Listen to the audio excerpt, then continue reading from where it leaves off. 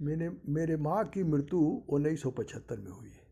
ये मेरे माँ की मृत्यु के पहले की घटना है। मेरी माँ की तबीयत खराब थी, तो दवा काम नहीं कर रहा था, तो किसी ने कहा कि ये दूसरे मोहल्ले में, बगल वाले पश्चिम वाले मोहल्ले में एक उस्ताद जी हैं, उनको दिखा दीजिए, हो सकता है कि कुछ उनसे फ़ायदा हो जाए।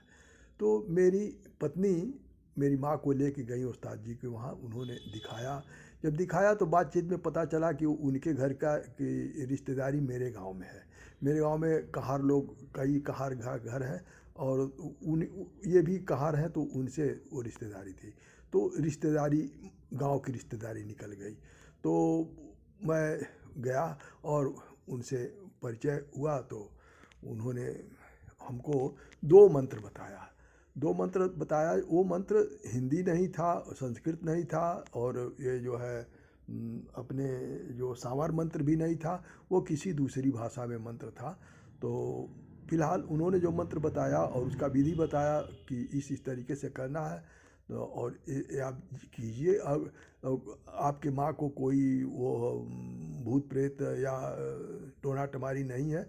अगर कोई ग्रह वगैरह होगा, बीमारी की बात होगी, तो इस मंत्र से हर तरह से फ़ायदा होता है।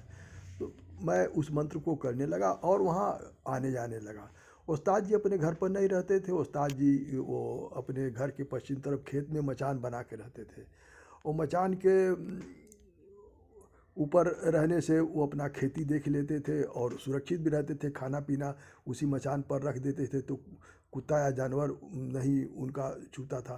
तो और मचान जो है वह जाड़ा, गर्मी, बरसात तीनों में आरामदेह होता है, और क्योंकि हवा भी लगता है गर्मी, और गर्मी में वह ठंडा रहेगा, और जाड़े में गर्म रहेगा, बरसात में पानी से बचाएगा, हर तरह से बचाने वाला होता है। नीचे कीचड़ नहीं लगेगा, हर तरह से, यानी मचान सुरक्षित होता है। तो उसी मचान पर रहते थे। मैं जाता था तो वहाँ वही नीचे बैठ कर के हम लोग बात करते थे।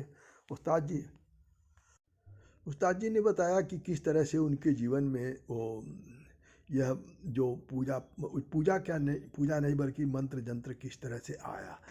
तो अब उस्ताद जी के अपना बेटी बेटा नहीं थे, उनका परिवार नहीं था, वो अपनी बहन के परिवार में ही रहते थे। तो वो अपने, उनकी भांजी थी, तो वो भांजी की तबीयत खराब हो गई थी, जिसके कारण वो बहुत दुखी थे। तो वो अपने दुआरा का मतलब जो घर के सामने जगह होता है उसको दुआरा हम लोग को गोरखपुर में कहते हैं, और पराली को जो है हम लोगों के वहाँ पुआल कहते हैं, और जो पुआर का ढेर होता है उसको पुरवट कहते हैं। तो वह उनके दरवाजे पर वह धान के पुआल का पुरवट था। तो उसी को टेक लगा करके वह पूरब तरफ बैठे थे धूप में। इस जाड़े का समय था, तो वो धूप में ऐसे बैठे थे, और वो ऐसे आँख कहे कि मैं ऐसे ढक कर बंद करके बैठा था।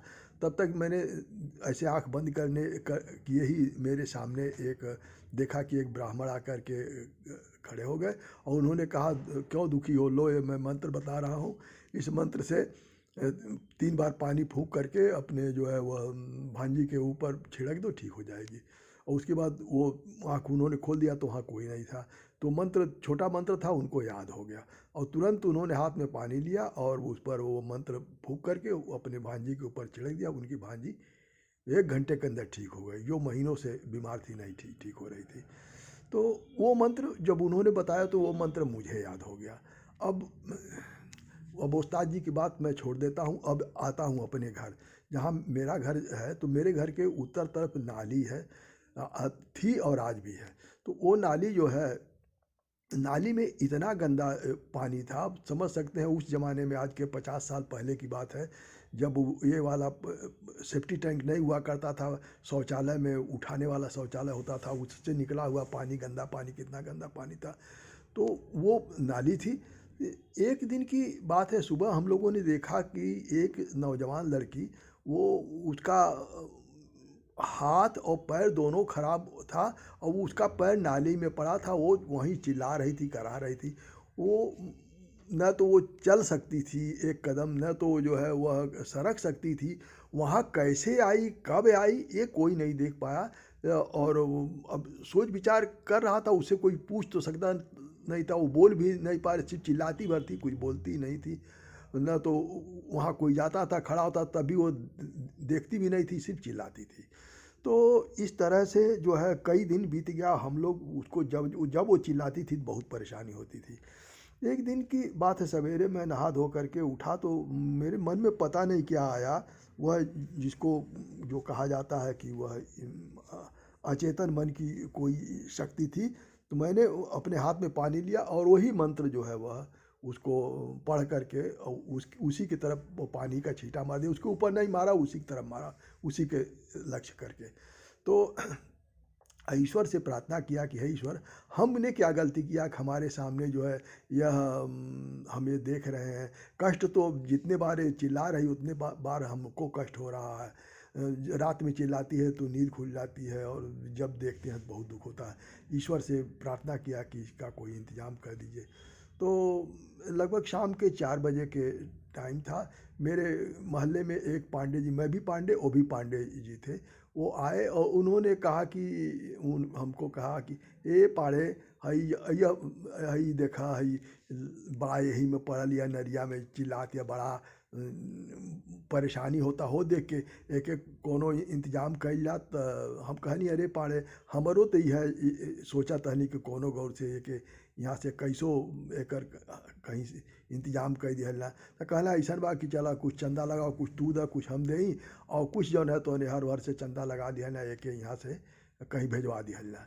तो हम लोग जो है वह चंदा इकट्ठा किए, हम समझते हैं कि 50 या 100 रुपया इकट्ठा हो गया। तो हम लोगों ने सोचा कि अभी तो पैसा तो इकट्ठा हो गया, और कोई रिक्शे वाले बहुत हिम्मत वाले होते हैं, हम लोगों की हिम्मत तो नहीं थी कि हम लोग उसको छू सकें या वहाँ मैंने उसको हाथ हम नहीं लगा सकते थे, एकदम साफ साफ बात है, हम लोग नहीं लगा सकते थे, हम लोग की हिम्मत नहीं थी लगाने की। लेकिन रिक्शा वाले, चूँकि इस तरह की परिस्थितियाँ उनके सामने आती रहती हैं, और भी जो है वह हम लोगों ने सोचा वह रिक्शा वाला तैयार हो जाएगा। जब रिक्शा वाले से हम लोगों ने कहा, उस ज़माने में 150 रुपया तो पूरे समझ लीजिए कि पूरे महीने में 200-300 रुपया तनख्वाह मिलता था, इससे अधिक तनख्वाह नहीं मिलता था। तो वो तैयार हो गया, और उतना पैसा जब पाया तैयार हो गया, और वो कैसे उसको किस तरह से उठाया और किस तरह से वह उस पर रिक्शा पर लादा, ये तो हमको अब याद नहीं है। लेकिन वह रिक्शा पर हम लोगों ने कहा कि इसको चाहे सदर अस्पताल के कंपाउंड में ले छोड़ देना, या जहाँ कहीं भी उचित जगह पर छोड़ देना, जहाँ कि इसका जो है वह इसको परेशानी न हो। तो मंदिर वंदिर के सामने हम लोगों ने नहीं कहा, इसीलिए कि अगर उस समय दिमाग में आया होता कि इसको मंदिर के सामने या कहीं किसी ऐसे स्थान पर डालो जहाँ की जो है वह लोग उसको खाने पीने का देते रहे, मदद करते हैं, दिमाग में नहीं आया। सदर अस्पताल ही दिमाग में आया, जो दिमाग में आया वो कह दिया और लेके रिक्शा चला गया। तो ये जो है हमने वह जो मंत्र के परीक्षा की बात थी कि हमने मंत्र का परीक्षा किया, और वो भी हम समझते हैं कि जीवन में वही एक बार उसका परीक्षा किया, उसके बाद वो हमने परीक्षा नहीं किया।